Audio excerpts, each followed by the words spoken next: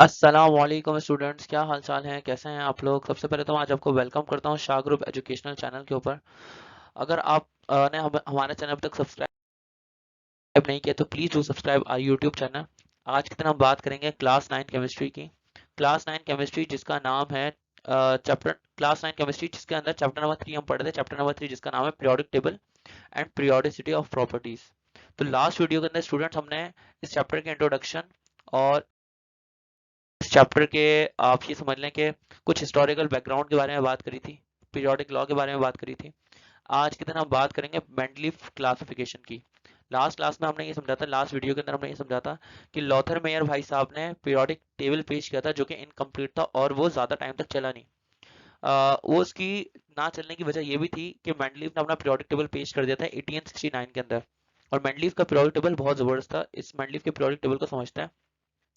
Mendeleev का पूरा नाम है डिमित्रिस मेंडलीफ। ये एक जर्मन साइंटिस्ट है और इन्होंने 1869 के अंदर अपना पीरियोडिक टेबल पेश किया था। इनके पीरियोडिक टेबल के अकॉर्डिंग इन्होंने कहा था कि फिजिकल और केमिकल प्रॉपर्टीज जो है वो एलिमेंट्स की वो पीरियोडिक फंक्शन है, यानी कि फिजिकल और केमिकल प्रॉपर्टीज जो है वो बेसिकली सारी सारी डिपेंड करती हैं किस चीज़ के ऊपर, एटॉमिक मास के ऊपर। जैसे जैसे एटॉमिक मास इंक्रीज होता है तो केमिकल प्रॉपर्टीज हो या फिजिकल प्रॉपर्टीज हो, दोनों की दोनों चेंज होती हैं। ये कहना था मेंडलीफ भाई साहब का। तो मेंडलीव पीरियोडिक लॉ के अंदर ने ये समझाया था। अब मेंडलीव पीरियोडिक टेबल के कुछ मेरिट्स हैं, कुछ एक समझ लें साइलेंट फीचर्स हैं। मेंडलीव पीरियोडिक टेबल के अंदर इनके साइलेंट फीचर्स ये हैं कि इन्होंने वर्टिकल कॉलम्स बनाए। वो जो वर्टिकल कॉलम्स हैं वो कहलाते हैं ग्रुप्स। इन्होंने हॉरिजॉन्टल रोज के अंदर एलिमेंट्स को अरेंज किया। हॉरिजॉन्टल रोज है पीरियोडिक टेबल के अंदर, वो कहलाते हैं पीरियड्स। अरेंजमेंट ऑफ एलिमेंट्स जो की गई है वो की गई है increasing order of atomic masses के हिसाब से, यानी कि एटॉमिक मास जैसे जैसे इंक्रीज हो रहा है उसके हिसाब से एटॉमिक मासेस के असेंडिंग ऑर्डर के हिसाब से, यानी कि छोटे से बड़े एटॉमिक मास की तरफ अरेंज किया गया एलिमेंट्स को, ठीक है ना। उसके बाद यहाँ पे आप समझ सकते हैं मेंडलीव के पीरियोडिक टेबल के अंदर के elements indicating similar chemical properties appeared at regular interval, कि वो एलिमेंट्स जिनकी केमिकल प्रॉपर्टीज सिमिलर हैं वो एक रेगुलर इंटरवल के बाद अपीयर हो रहे हैं, ठीक है ना। इस तरह से उन्होंने कुछ एलिमेंट्स की प्रॉपर्टीज को प्रिडिक्ट किया जो एलिमेंट्स उस टाइम पे डिस्कवर भी नहीं हुए थे, उनको डिस्कवर करना बाकी था। उन्होंने उन एलिमेंट्स की प्रॉपर्टीज को प्रिडिक्ट किया। अच्छा, उन्होंने कुछ खाली जगहें छोड़ दी अपने पीरियोडिक टेबल के अंदर उन एलिमेंट्स के लिए जो कि उस टाइम पे डिस्कवर नहीं हुए थे। उन्होंने उन एलिमेंट्स के लिए खाली जगह छोड़ दी। अब यहाँ पे हमने मेंडलीव के एडवांटेजेस समझने हैं पीरियोडिक टेबल के, और फिर बाद में आके डिसएडवांटेज समझने होंगे, क्या उनके मेरिट्स है क्या उनके डीमेरिट्स हैं। हम बिल्कुल न्यूट्रल रह के बात करेंगे। तो एडवांटेजेस क्या थे मेंडलीव के पीरियोडिक टेबल के? इन्होंने कुछ नए एलिमेंट्स को प्रिडिक्ट किया। Mendeleev left some vacant spaces for those elements which are yet to be discovered. Mendeleev ने अपने periodic table के अंदर कुछ एलिमेंट्स की जगह छोड़ दी, खाली जगह छोड़ दी।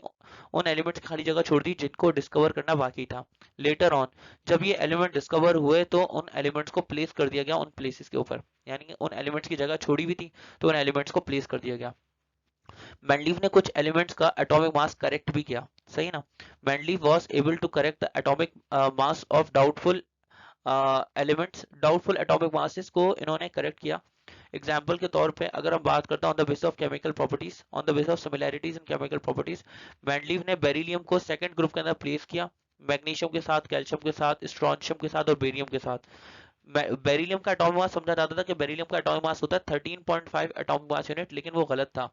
मेंडलीव ने उसका एटॉमिक मास करेक्ट किया और इसका atomic mass 9 atomic mass unit उसको करेक्ट करके लिखा, क्योंकि बेरिलियम का एटॉमिक मास जो करेक्ट एटॉमिक मास है वो है 9 एटॉमिक मास यूनिट।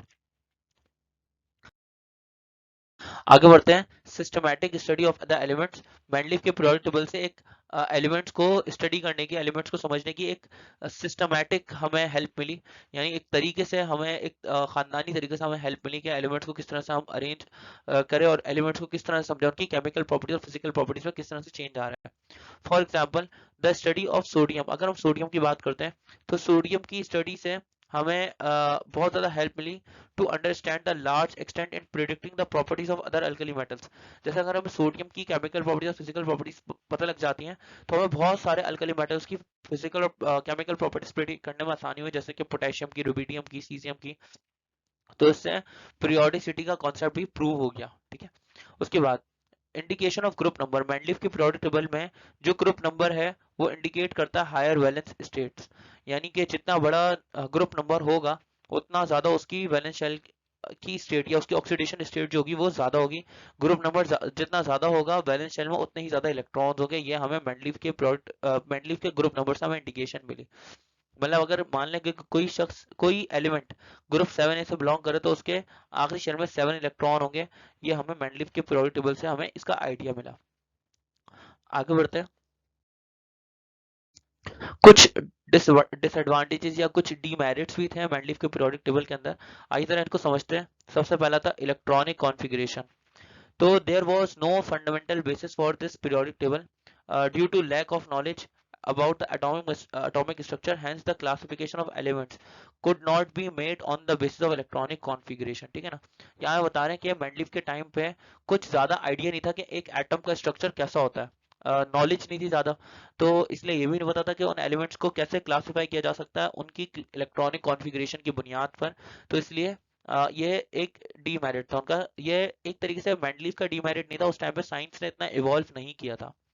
अगर हम हाइड्रोजन की पोजीशन की बात करते हैं तो हाइड्रोजन की पोजीशन जो है वो रिजेंबल कर रही है अल्कली मेटल के साथ में, हेलोजेंस के साथ में, और उसकी पोजीशन मेंडलीव डिसाइड नहीं कर पाए। Position of isotopes during the periodic classification of elements. Periodic classification of elements की गई थी तो मेंडलीव ने इग्नोर कर दिया था कॉन्सेप्ट ऑफ आइसोटोप्स को, क्योंकि आइसोटोप्स को प्लेस करना, आइसोटोप्स को अकोमोडेट करना सारे एलिमेंट्स के साथ एक पीरियोडिक टेबल के अंदर काफी मुश्किल हो रहा था, तो उन्होंने आइसोटोप्स को इग्नोर कर दिया था। अब आगे बात करते हैं अल्कली मेटल्स और ट्रांजिशन मेटल्स। अल्कली मेटल्स और ट्रांजिशन मेटल्स या कॉइनेज मेटल्स होते हैं, उनको उठा के सेम ग्रुप के अंदर प्लेस कर देता। हालांकि इनकी प्रॉपर्टीज जो है वो काफी ज्यादा डिफर करती हैं, इनकी प्रॉपर्टीज बहुत चेंज है। इस तरह से लेंथेनाइड्स और एक्टेनाइड्स, इनको भी मेंडलीव ने पीरियोडिक टेबल के अंदर बिल्कुल पीरियोडिक लॉ के अगेंस्ट प्लेस किया था, यानी कि इनकी एक अलग से जगह नहीं दी थी। लेंथेनाइड्स और एक्टेनाइड्स को सबके साथ ही मिक्स कर दिया था। ठीक है ना। Idea about the structure of atom, Mendeleev के पीरियोडिक टेबल से हमें एक क्लियर आइडिया नहीं मिल पाता था कि एटम का स्ट्रक्चर कैसा होगा, क्या होगा। एटम के स्ट्रक्चर के बारे में कोई आइडिया नहीं मिला मेंडलीव के पीरियोडिक टेबल के अंदर। Separation of chemically similar elements, similar chemical elements जो कि जिनकी जिनकी केमिकल प्रॉपर्टी सेम थी, उनको उठा के उन्होंने डिफरेंट ग्रुप्स के अंदर प्लेस कर दिया। फॉर एग्जांपल बेरिलियम को और लेड को, जो कि आप ये समझ लें कि एक तरीके से रिजेंबल करते हैं प्रॉपर्टीज के अंदर, उनको उठा के सेपरेट ग्रुप के अंदर डाला हुआ था। तो इसलिए ये एक मेंडलीव का ये भी डीमेरिट हो गया। अगर कंक्लूजन की बात की जाए तो फ्रॉम द अबव डिफेक्ट्स हमें क्या कंक्लूड किया जाता है कि it is clear that atomic mass does not appear to be a good basis for the periodic classification of elements.